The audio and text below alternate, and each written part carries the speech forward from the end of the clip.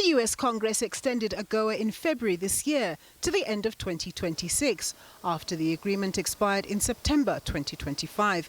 Economic observers have welcomed the unexpected extension to AGOA, even though the US does have the right to review its list of beneficiaries once a year. For South Africa, this is positive in terms of the sentiment because we are working on firming up the trade relations with the United States.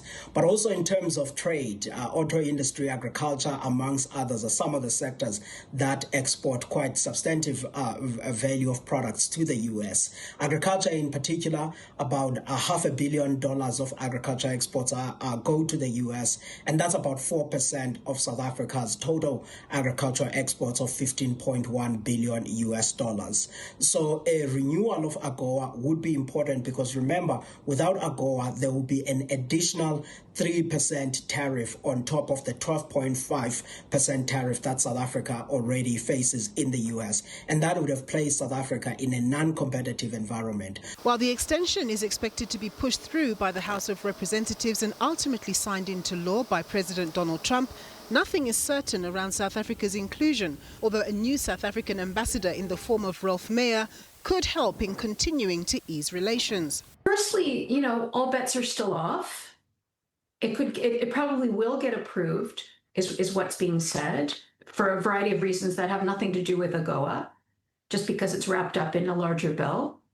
But we know about the erratic behavior of the United States over recent years, and that's likely to continue no matter what the new leadership is post-Trump, because that seems to be the emerging culture of the politics of the United States currently. So the likelihood of South Africa being in or not being in is uncertain. Altman says maintaining good relations with the United States remains important, but also emphasized the need to nurture existing trade relations with China, to which most African countries can export with tariff discounts, and the EU. And she stressed that South Africa needs to do more to take advantage of the African Continental Free Trade Area, adding that that's where the greatest trade potential lies. South Africa just doesn't take our relationship in Africa seriously enough.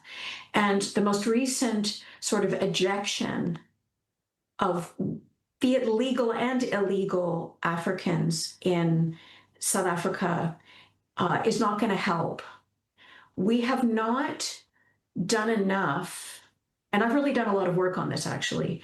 We have not done anywhere near enough to strengthen our logistics into Southern Africa, which are some of the hardest borders to cross, but are most important markets for manufactured and agricultural products.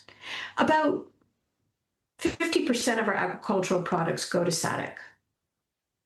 But those logistics, what I mean is like ports, railroad, borders.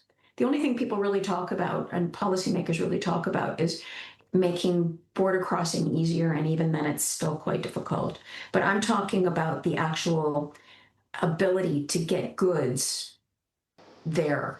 The latest extension will give some comfort to South African exporters who have participated in AGOA. But clearly the future remains uncertain, as it's now common cause that trade can be weaponized. Nampumelo Siziba, SABC News, Johannesburg.